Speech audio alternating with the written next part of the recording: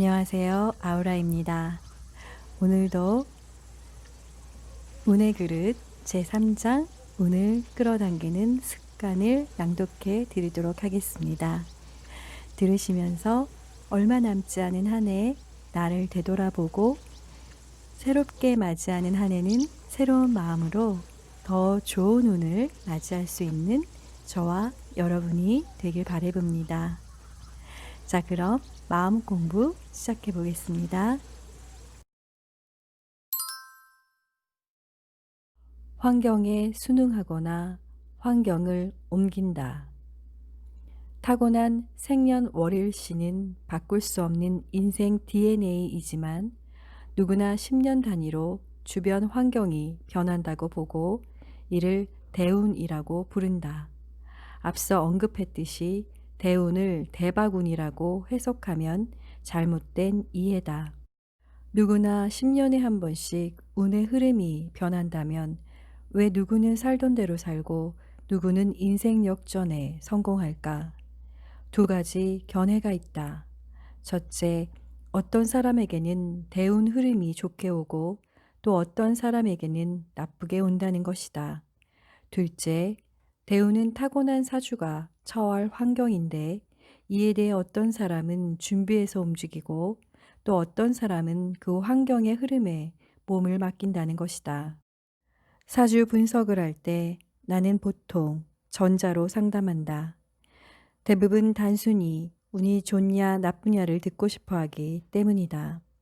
그러나 특정 시기에 유불리를 확인하는 건 못지않게 언제나 순간순간 최선을 다해 살고자 하는 내담자라면 후자로 이야기한다.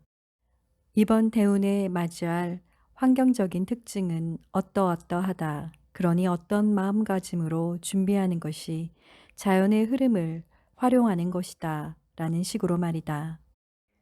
꼭 10년을 기다려야 변곡점이 올까?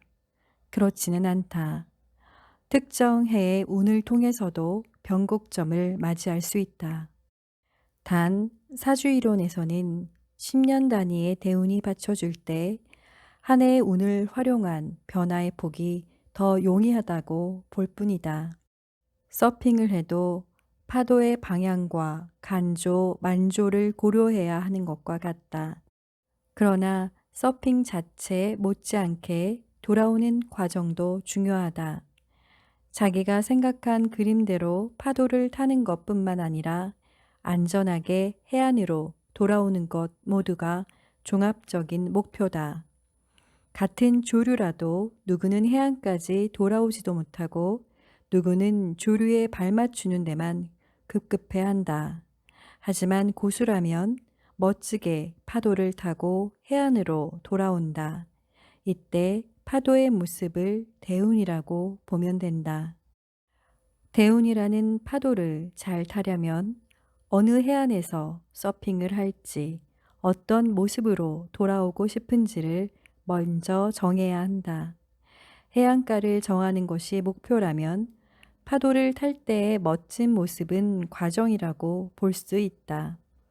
아무 데서나 준비 없이 서핑하는 사람에게는 파도의 특징을 연구할 이유가 없다. 이는 이번 대운이 좋은지 나쁜지만 묻는 것과 같다. 명리학에서의 대운은 보통 이번 10년은 관운이 발달하니 사업을 한다면 큰 조직에 납품하는 기회를 노리는 것이 좋고 직장인이라면 회사 차원의 방향을 잘 살피고 처신하면 승진도 노려볼 만하다는 식으로 알려준다. 그러나 중요한 점은 사주나 관련 컨설팅으로 전환점, 변곡점을 깨달았다면 적응하든가 변화해야 한다는 것이다. 이때 미적거리면 오히려 도태될 수 있다. 적극적으로 마음의 준비를 하지 않으면 아무리 사주 분석을 해도 자신의 운을 충분히 사용할 수 없다. 더 놀라운 비밀이 하나 있다. 대운이 현재의 내 모습 대비 불리하다고 느껴지면 다가올 파도가 약해서 멋진 서핑을 할 수 없다면 다른 바닷가로 가버리면 된다. 물론 본인이 원하던 하와이의 와이키키 바닷가가 아닐 수 있다. 그러나 파도가 아예 없거나 태풍이 몰아치는 멋진 해변보다 덜 유명해도 나름의 서핑을 즐길 수 있는 곳을 서퍼들은 선택한다. 상담한 분들 중에 크게 자수성가한 사람들, 예를 들면 남들이 꺼리는 분야로 사업을 진출한 기업가, 계열사를 이동한 계기로 그룹의 핵심 사장단이 된 경영자, 남들이 투자하지 않을 때 과감히 베팅해 자산을 늘린 투자자 등은 하나같이 지금의 성공을 만들어낸 터닝 포인트가 있었다. 그 인생의 변곡점에서 용기 있고 현명한 판단을 했기 때문에 오늘이 있었다고들 한다. 그러나 모두가 꼭 대운이 바뀔 때에 정확히 인생을 전환하지는 않았다. 계속 강조하지만 대운이 대박운이 아니고 평범한 사주임에도 성공한 인생을 사는 사람들은 의지를 가지고 활동 영역을 유리한 환경으로 바꾸어 뜻을 펼쳤다. 개인기로 파도를 통제하는 인류 서퍼도 대단하지만 용기 있게 다른 바닷가로 짐을 싸서 떠나는 이도 고수이다. 우리 동네는 내일 비가 오지만 다른 동네는 맑다면 내일은 다른 동네로 이동하는 것이다. 이 생각의 전환이 인생의 변곡점을 만든다. 환경은 시시각각 변화한다. 그대로 있으면 일기예보에서 비가 온다는 소식을 들어도 비를 맞거나 집 밖을 나서지 않아야 한다. 그러니 파도에 순응해서 잘 타거나 바닷가를 옮겨보자.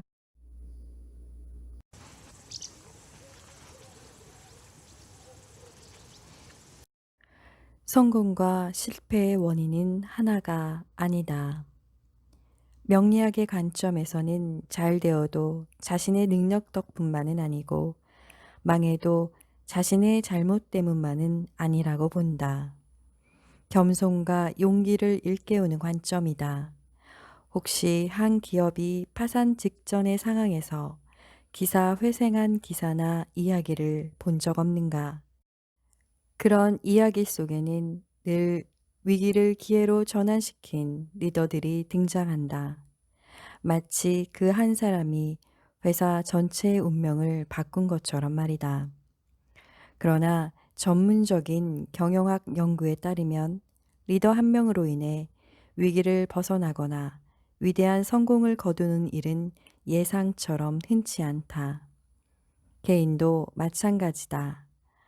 성패의 요인이 오로지 나 하나인 경우는 드물다는 점을 기억한다면 일이 일비하는 일이 적어 비교적 안정적인 심적 상태를 유지할 수 있다.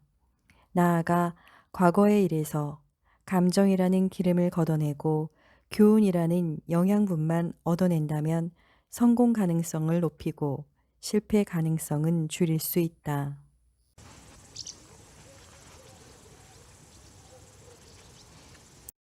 운도 사람을 보고 온다. 오늘이 세상의 마지막 날인 것처럼 일하는 사람들이 있다. 굉장히 안타깝다. 조직과 업무에 자신의 모든 것을 던져 일하는 태도를 폄하하는 것이 아니다.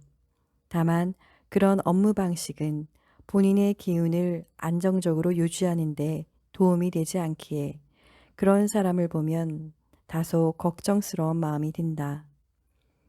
매일 과중한 업무를 하는 사람들은 늘 표정을 찌푸리고 있다. 마음에 여유도 없어서 쉽게 불안하고 초조해진다. 그러면 새로운 일과 사람을 만날 때도 좋은 기운을 주고받으며 만나지 못한다. 운은 다양한 상황과 관계에서 비롯된다. 하루하루 열심히 산다는 것은 나와 환경이 서로 기회 균형을 유지한다는 것이다. 그런데 매일 찌푸리고 있는 사람, 여유롭지 못한 사람, 자신의 기운을 제대로 쓰고 있지 못한 사람은 좋은 운을 부르기 어렵다. 나와 환경 간의 균형과 소통이 막히기 때문이다. 불현듯 홍콩에서 부자들에게 금융상품을 팔던 후배의 말이 떠오른다. 사실 이 회사나 저 회사나 금융상품은 다 거기서 거기에요. 누구한테 사고 싶은가가 핵심이죠. 당신이 그 고객이라고 생각해 보라. 어떤 사람에게 제품을 구매할 것인가? 답은 분명하다. 피곤에 찌들어 인상을 찌푸리고 있는 사람보다는 여유로워 보이는 인상, 나아가 삶의 균형이 잘 잡혀 옆 사람에게도 좋은 운을 나눠줄 것 같은 사람에게 손을 내밀 것이다.